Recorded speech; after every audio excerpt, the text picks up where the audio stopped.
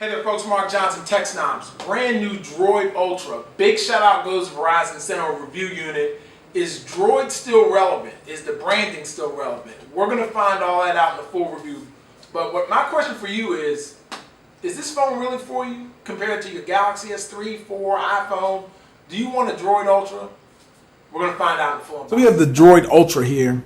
One of the more sought after droids in some time. Let's get a quick look at the back of the box.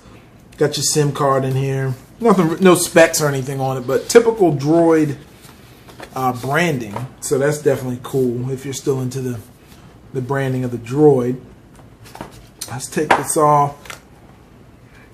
Set the phone to the side. So interesting. Haven't seen this before. Ingress. This device doubles as an ingress scanner. Never even heard of that before. So it's a massively multiplayer location-based game from Niantic Labs at Google. So I have to find out what this is about. I haven't heard of that. So that's definitely interesting. I have to look more into that. See what else we get in this box. A lot of companies have been pretty skimpy on the packaging nowadays, so I don't expect more here. So we'll see if that's still true. Getting to know your phone, Spanish, consumer information, more Spanish stuff, product and safety warranty info, and just as assumed, you get your micro USB cable. It does have the Motorola branding on that, along with the power adapter. Same thing. Now, unfortunately, you do not get any headphones, and we've been seeing that lately. That really isn't the case anymore with a lot of phones. So that's pretty much that. So here's the Ultra. It's definitely very thin. Very thin device. I can definitely feel that. Let's go ahead and peel off the front. So definitely very thin device. Go ahead and power this up. So while that's powering up, you do see the branding on there saying a Google company now for Motorola. Here's what you still get the Droid when you cut it on. Here it is compared to the iPhone 5, obviously way smaller than the Droid Ultra. Droid Ultra has I believe is a 4.7 inch 720p display. I have to double check that. I don't know if it's 4.7 or 5, but I believe it's 4.7. And then let's also go ahead and compare it to the Galaxy S4, which does have a 5-inch display. But I think it is 5-inch. It looks very close to it. Here's your HTC One as well. So you have that comparison. Pretty much neck to neck. Definitely wider than the HTC One. Looking at the backs. And then last but not least, we'll compare it to the Note 2, which is still bigger by all means than the Droid Ultra. So definitely keep that in mind. So let's go into the phone and see what we have as far as specs. So we're going to go in. Definitely very close to stock Android on the new Motorola phone. So if you're in the stock, you'll definitely love that. So you do have Android 4.2.2, which is definitely good. And then we're going to check storage.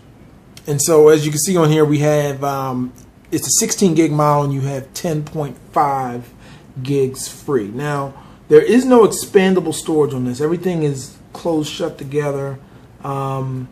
The back's got this weird kind of glossy feel.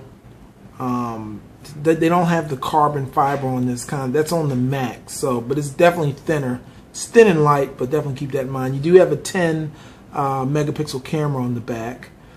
As you can see up close, see if we can get that on camera. It's a 10 megapixel camera with a 1080p, video recording, of course. So you may be able to get that up on camera. So yeah, you can see that. And that's pretty much the gist of it. I mean, you got your volume rocker and power button on the same side, micro USB charging port at the bottom, 3.5mm up top, and that's pretty much it. Nothing really else extreme with the device. Looking at the apps, let's see what we have Got your, of course, your Chrome. Got something called Assist. NFL Mobile, of course, that's Verizon. My Verizon Mobile. Pretty much clean here. Very, you got your Verizon tones, navigator, and so forth, but doesn't have a whole lot of extra stuff. And you typically do see a lot of these phones coming with that nowadays. I do see caller name ID. It's like a third-party app. And let me see what Assist is. Motorola Assist, tasks you do. So it's something with Motorola. And one thing about it, what you'll find here is that it's definitely very, very stock, and that's a good thing. I mean, if you like that, you're really gonna love this phone. If you swipe down on the right, you get that. If you swipe down, well, you swipe down and then you hit the settings button. You can go to brightness. You see your Verizon network, and go right in and take you to the mobile data usage. So all those things are definitely really cool.